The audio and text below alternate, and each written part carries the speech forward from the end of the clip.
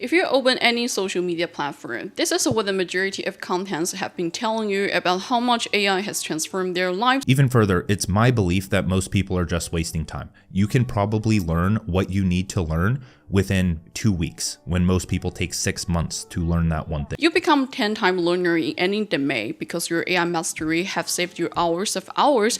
That sounds quite promising, and I'm not here to tell you it's fake. It's very real, and when AI is applied on your day-to-day work, this is probably what can happen to you. I just built this entire presentation in 40 minutes. 3 months ago, that would have taken me at least 5 hours. You have a customized AI tools working like your personal assistants, so your daily productivity can be sped up at an accelerating pace. As a data engineer, I've benefited a lot from agentic coding mode that literally saved me 10 plus hours. All of these stuff are real and cool, but when everything online is about efficiency and productivity, I want to point you to something else, something that nobody has really touched on social media. I assume you are not only interested in how to become AI native or how to get ahead of 99% people with AI tools, and that's why you're watching this video. I'm here to tell you that real value of AI is less about what it can execute on your behalf, but more about what it makes visible, the things you would have otherwise ignored and let go. So the first thing made visible by AI is your fleeting ideas. Here's a hard take that I think can resonate with you. Your ideas are insightful, but go away so quickly at the same time. If you don't write them down immediately, that unique aha moment is just gone. So there was an American filmmaker called David Lynch. One of the most inspiring things from him is actually not how he had created his personal brand, but about how he captured these inspiring moments. He always carries 3x5 index cards with him, so whenever a new idea popped up, he wrote it down in the card, and once he gathered around 70, he created feature film.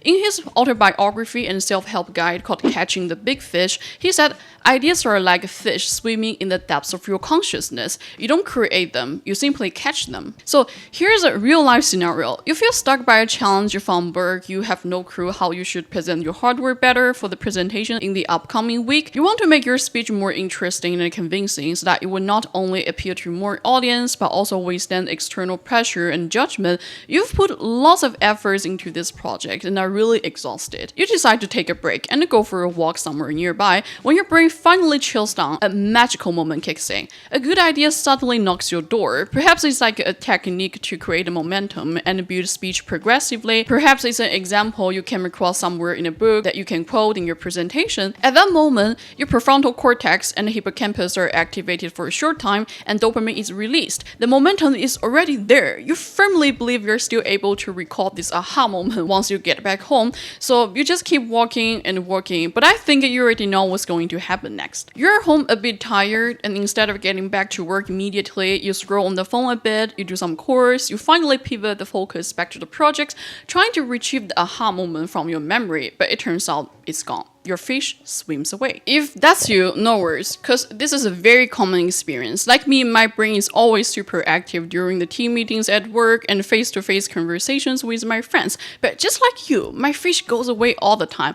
So when it's time to do something creative, you blame yourself for the lack of good ideas. You spend hours thinking about perspectives that could set yourself apart from others. But when you couldn't squeeze anything out of your mind, you start to question your creativity. The hard truth is, you already have plenty of good ideas here, but they are gone because you never keep them somewhere. When ideas are forgotten, it's equivalent to having no idea at all. I'm telling you, it's not your fault. It's all about friction. You don't want to take out your phone and type everything when you're going for a walk. You don't want your phone to break your moments with nature. Likewise, I don't want to miss what my colleagues are saying. I want to purely enjoy these off-the-screen moments with my friends. Then it turns out AI is quite a good solution to protect your aha moment from disappearing permanently.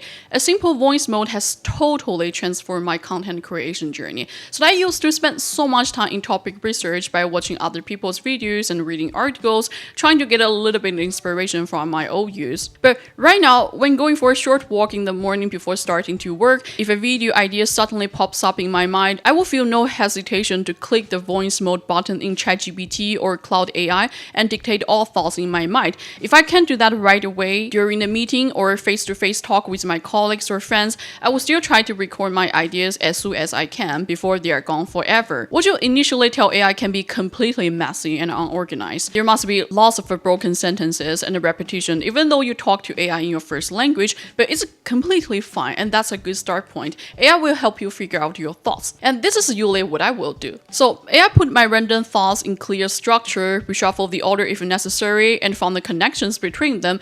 It guided me how to deliver them progressively to my audience and also offered other perspectives that I've never thought about to enrich the whole script. For me, 30% of video is already done. At some point, I suddenly realized I actually approach video making quite similar to how David Lynch created feature film, and over time, I built my own YouTube topics library. As I keep recording my instantaneous ideas, I finally stopped spending so much time seeking inspiration from someone else's works. I simply scroll through the chat history and randomly pick one that I vibe with. So you see, the problem is not you don't have ideas. You should have been such a creative person, but you never treat your ideas seriously, and you are probably not even aware of it. Just like me, if without voice mode in LLMs, that simple solution, I wouldn't have realized being lazy for a few minutes turns out to cost me hours later on. Apart from saving your creativity, AI can also make your inner growth visible, and this is related to journaling. Many studies indicate that journaling can bring lots of benefits to your mental health.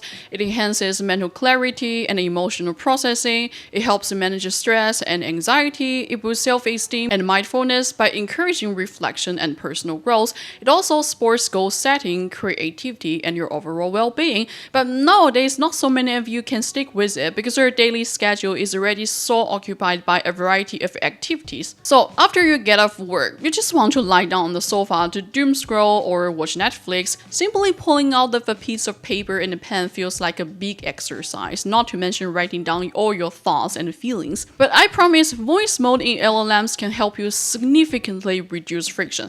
I would call it AI journaling. This simply means that you just need to click the voice mode button in any LLM and tell it what happened during the day and your random thoughts instead of writing down all this stuff on your notebook. It's easy and simple because your phone is never more than an arm's reach away. I've been doing that for a period of time, 10 to 15 minutes before going to sleep. I dump all my life details in the day to Cloud AI. This can be a meaningful talk with my colleague and the inspiration I get from it. This can be how I feel about hanging out with a specific friend, how I vibe with him or her. This can be how many new functions I build in the pipeline and what I can do better next time. This can also be my reflection upon a random thing happened long time ago and what I've learned from it. Your content can be all sorts of random shit that comes up to your mind. The good thing is that you feel safe and unjudged when the recipient of this information is something that doesn't have a life but can provide you with feedback. Your content must include something that you don't even want to share with your closest friends because deep down you probably label it as too trivial, sometimes a bit stupid, immature, overthinking, or even shameful. When AI is your audience, pressure is replaced by free expression. So the more genuine and in-depth your content is, the closer you are to your authentic self. This says a lot about your inner value and who you truly are. While looking from the exterior, people only see you after layers of filters, like how many certificates you post on LinkedIn, how many followers you have on social media, how many years of work experience you have, how many figures you make per year, etc., etc. And this only make up your social persona. This actually reminds me of a book called Koume's World, authored by Simon Partner. This book was adapted from a diary written by an ordinary Japanese girl called Koume, who was born into a family of low-ranking social status in 1804. Her diary is featured by life and work of a low social class woman before and after the Meiji Restoration, which is a very important political and social revolution that restored imperial rule and westernized Japan in the face of pressure from US. So her diary records things like a regular pattern of visitors, a visit to the local beauty spas for poetry and painting parties in spite of her family's financial shortfalls, as well as speculation about the motives of the foreigners, rumors of the supernatural phenomena on the highways between the major cities, and news of uprisings and revolts. And many readers of this book are purely curious about how an ordinary Japanese woman lived her life during a dramatic transition period of the society. When I looked back into the contents I dumped to Cloud AI a month ago, some sometimes I was so surprised for how much I had grown in different domains of my life. Like, whoa, I actually tried meditation 5 days in a row last month. But I also laughed at myself for how silly some of my thoughts are. Like, I hope one day AI would take over everything, then nobody needs to work. I think I must be really burned out today, but who knows, that can be true in the future. So your progress and improvements on a daily basis is too subtle to be visible. Without recording it over a certain period of time, these precious moments are just gone. You can witness your personal growth. That's why I highly recommend you do this kind of AI journaling. Who knows, perhaps one day after 100 years, your diary will go viral and readers at the time can have a glimpse into how you live your daily life, what you struggle with in your career, and what you are anxious for at this initial phase of AI era. And this leads to the next point. AI has made me aware of the value of something illogical and imperfect. Because AI is so perfect and so flawless, there was a period of time when I struggled with writing. I was running out of ideas and inspiration and totally had no clue where to take a paragraph. So I fed the topic and all requirements into AI, hoping it would help me form the shape of it and enrich it with more details. This usually didn't turn out to be a good idea. Because counterintuitively, everything generated by AI was too thoughtful, too logical, too well structured, and too predictable to the point where I wouldn't feel surprised at all for the conclusion it reached. But if I'm in the state of flow, what usually happens is that I write down one sentence, then next sentences naturally flow out one after another without me knowing which destination I'm heading to, and these sentences may not be tightly related to each other. It's like the difference between traveling somewhere through an agency that prepares a detailed itinerary for you so that you already know which spots you're going to visit and which hotels you're going to live in the next couple of days, and exploring the cities randomly by yourself without strictly arranged plan. With no clear destination in your mind, you may miss something iconic and historic, but you may also run into something unexpectedly fascinating, the elements of surprise. And in fact, the most memorable human works don't follow logic. In the film 2001: A Space Odyssey, the last part of it completely gets rid of a logical narrative. The main character is placed by highly advanced alien beings into a surreal human zoo where he rapidly ages, dies, and is reborn as a star child. Then he returns to Earth as an evolved superhuman. The filmmaker Stanley Kubrick refused to give any interpretation of this ending. By any screenwriting rule, this would be considered a terrible ending, but it has been studied and debated by film historians for decades. And similarly, in 100 Years of Solitude by Marquez, lots of episodes are quite ridiculous, like the dead return for coffee, yellow butterflies trail behind the living, and the ring fell for 4 years, 11 months, and 2 days. But these are depicted as magical realism in literature. Now, imagine feeding this into AI. Imagine asking it to write the ending for 2001: A Space Odyssey. It would never place a man in the glowing room to age and die and be reborn as cosmic feathers flowing over Earth that breaks every rule of structure and payoff. It will probably give you something very clean. The astronaut defeats a rogue computer, transmits a warning back to Earth, then humanity is saved. It's very satisfying and coherent, but utterly forgettable. It would never let it ring for exactly 4 years, 11 months, and 2 days because there's no logic for that number. It would round it to 4 years. The ring never stopped. But in doing so, it would kill the strange precision that makes a life haunting.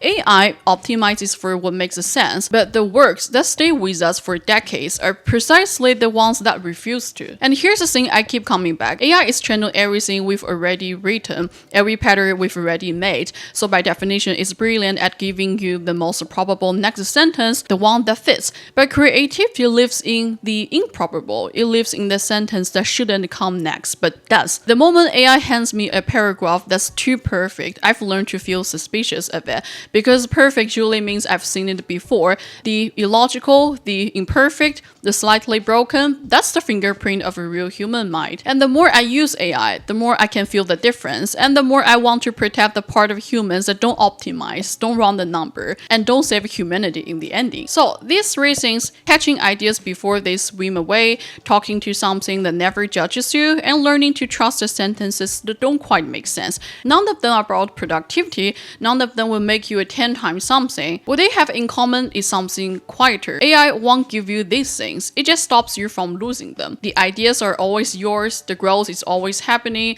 The strange, illogical, beautiful parts of you are always there. You just need something that lowers the friction for you to finally notice. And maybe that's the upside no one really talks about. We keep asking what AI can do for us, but the more I use it, the more it quietly hands me back to myself. David Lynch said, you don't create the fish, you catch them. I think he's probably half right, because sometimes you don't catch anything at all. Sometimes you just sit by the water and the fish jumps into your boat on its own. You have no idea why, but this is the part worth keeping.